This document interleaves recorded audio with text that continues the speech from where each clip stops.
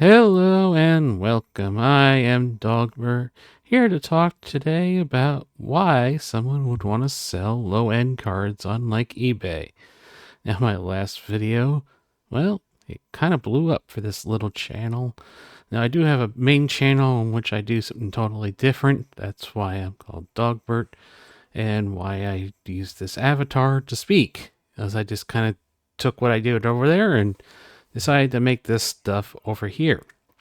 So with me changing this channel a little bit to not just me opening packs and stuff, I'm trying to give back a little bit and, some of the things I've learned, just impart that knowledge to you.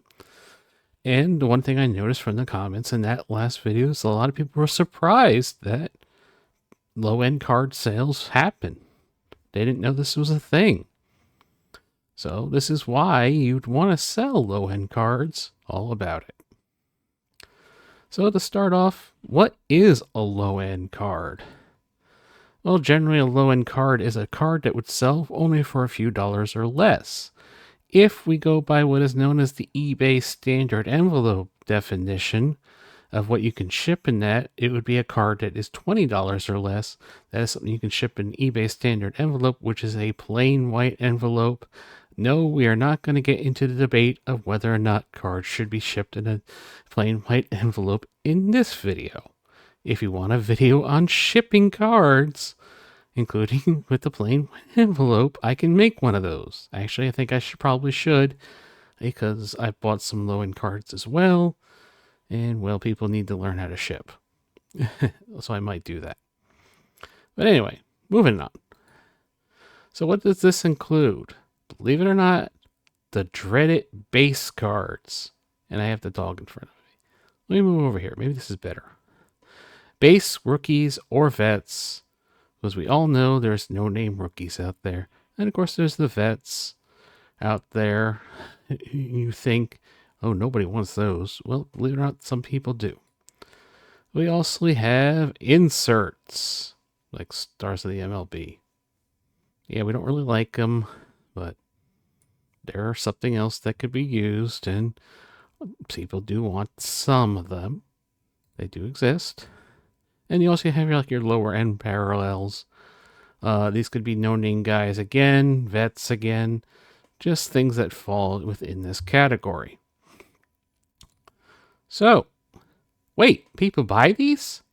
Yes, this is what I got from the comments, is that there was kind of a shock that there's actually this market even exists.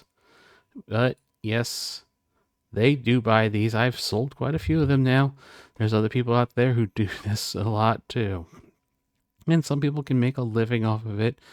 Although generally, I would say you would get rich off of this. So who are these people that are buying these cards? Well, the first set of people is set collectors. Generally, if you only need a couple cards or a few cards, you're not going to go out and spend these days hundreds of dollars, possibly, depending on the product. It could be maybe $100 or a couple $100 or almost up to $1,000, depending on the product, like Prism. They're not going to go out and buy that and pray to God they get the card they need. No, you're going to go hunt down that little $2 card and buy it off of somebody. So set collectors are the first one who they want to complete their sets. People who collect a certain player. Maybe they are players. They only collect these certain guys. They want all the cards of them. Again, they're not going to go out and buy boxes and rip them and pray to God they get that player or players. They're just going to buy singles. And that's where we come in with these low-end cards, because they still want them. And then there's also the people who only collect a certain team or certain teams. They have their favorites. That's all they want. This is very big with teams like New York teams, like the Yankees, the Mets. Who else is another great example? The Chicago teams, even Chicago Cubs. Things like that, when we get into football, now we're talking like the Cowboys. There's diehard Cowboys fans. They only want them. And that's great. Packers, that's another one. That those, if you get those players, somebody will probably want to buy them just because they want everybody who's ever worn that uniform. Period. And then there's people who collect a certain thing. This is the category I fall into. What that certain thing is could be any weird little thing. I personally collect Superstars Hall of Famers on weird teams, preferably if they played on it a season or less. I really like the less part. Yeah, I have a very weird collection. Did you know Mike Piazza was a Florida Marlin? He was, and I have the card. He was only on it for like a week or two, if I remember correctly, but it happened.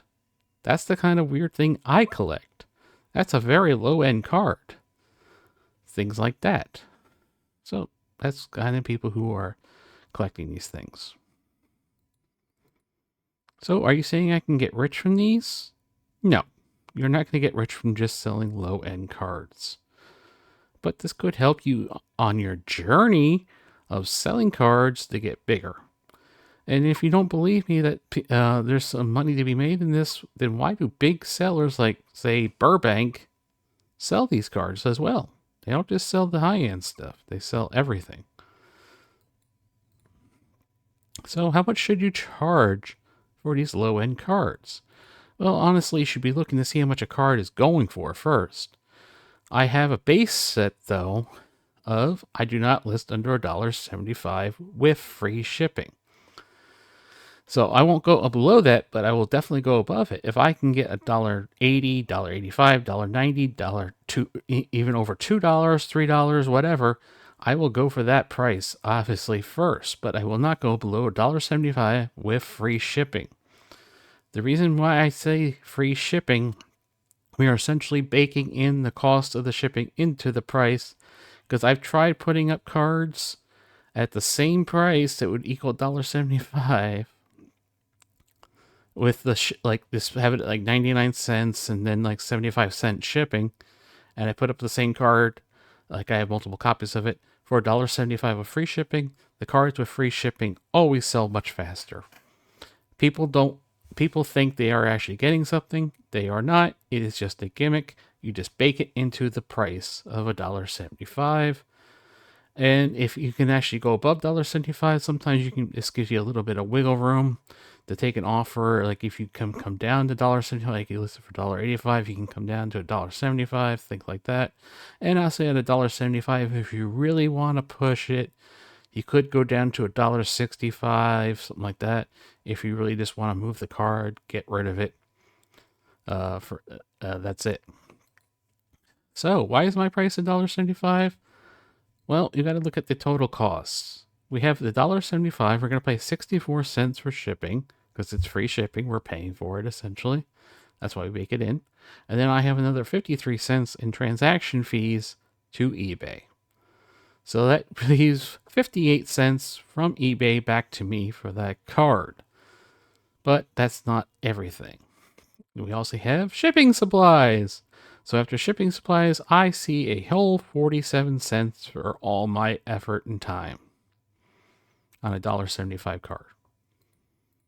47 cents, that's it.